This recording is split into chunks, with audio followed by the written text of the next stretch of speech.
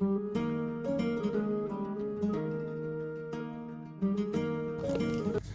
সবাইকে, আমি মন ব্লগিং ওয়ার্ল্ডে তোমাদের অনেক অনেক স্বাগত, অনেক অনেক ভালোবাসা। তোমরা সবাই কেমন আছো? আশা করছি তোমরা সবাই খুব ভালো আছো, সুস্থ আছো।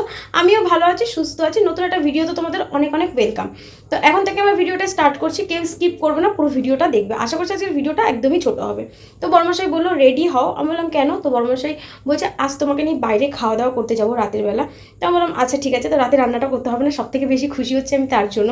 তো বড়মশাই বলে চলো ডি বাপিতে গিয়ে বিরিয়ানি খেয়ে আসি। তো আমার ফেভারিট হচ্ছে বিরিয়ানি। তা বললাম আচ্ছা চলো। তা বড়মশাই বললো রেডি হয়ে থাকতে, তার জন্য কিন্তু রেডি হয়ে গেছি। তো বড়মশাই আসলে আমি কিন্তু বেরিয়ে যাবো। বড়মশাই এখনও অবধি বাড়িতে আসেনি, তার আগে 2-1টা রিলস বানিয়ে নিই। তো তোমাদের সঙ্গে কথা হবে রাস্তায় বেরিয়ে। প্লিজ কেউ স্কিপ করবে না ভিডিওটা, পুরো ভিডিওটা দেখবে। তো চলো রাস্তায় গিয়ে দেখা হচ্ছে। এখানে দেখো আমি আর বড়মশাই বেরিয়ে পড়েছি, আর বড়মশাই এসছে তখনই নেমেছে ঝমঝমিয়ে বৃষ্টি।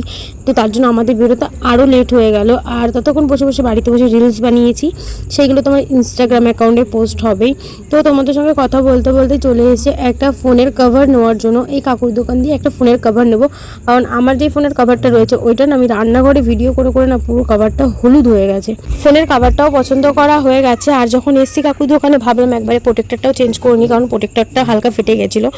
আর ফোনের কভারটার ভিডিও করা হয়নি, সেটা আমি সাইডে ছবি দিয়ে দেবো, তোমরা সবাই দেখে। কথা বলতে বলতে ডিবাপির সামনেও চলে এসে আসার সঙ্গে সঙ্গে ভেতরে ঢুকতেই এক সাইডে এখানে দেখতেই পাচ্ছ এখানে হাঁড়িতে নতুন বিরিয়ানি হচ্ছে, আর এই এক পাশে এখানে চিকেনটাও কষা হচ্ছে।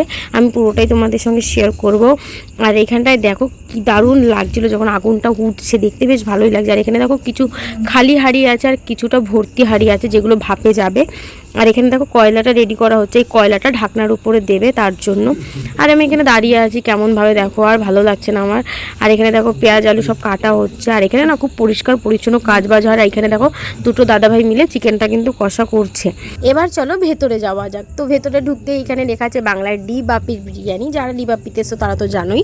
আর এখানে দেখো পার্সেল রেডি হচ্ছে, এখানে জোম্যাটো বয় সুইগি বয় সব দাঁড়িয়েছিল তাদের জন্য, আর নর্মালও অনেকেই বাড়ির জন্য পার্সেল নিচ্ছিল।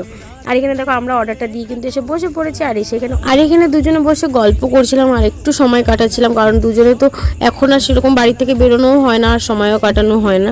আগে দুজনে বেরোতাম, সময় কাটাতাম, গল্প করতাম, আড্ডা দিতাম, সেটা কিন্তু এখন আর হচ্ছে না। তার জন্য ওর কাজের প্রেশারটা এখন প্রচণ্ড বেড়ে গেছে তার জন্য। আর খাবারের টেস্টের কথা তোমাদের আর কি বলবো, বিরিয়ানি তো আমার এমনিতেই ফেভারিট, আর যদি হয় সেটা দাদা বৌদি আর ডি বাপির তাহলে তো আর কোনো কথাই নেই। আমার তো খুব ভালো লেগেছে। আর বিশ্বাস করো মাটনটা এতটা সফট ছিল কি বলবো, আমার খুব খুব ভালো লেগেছে, মানে মুখে বলে মানে শেষ করতে পারবো না কতটা ভালো লেগেছে।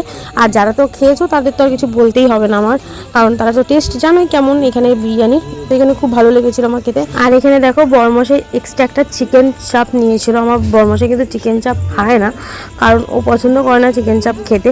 কিন্তু আজ ওর কী হলো আমি জানি না, ওর সঙ্গে কিন্তু একটা চিকেন চাপও নিয়েছিল।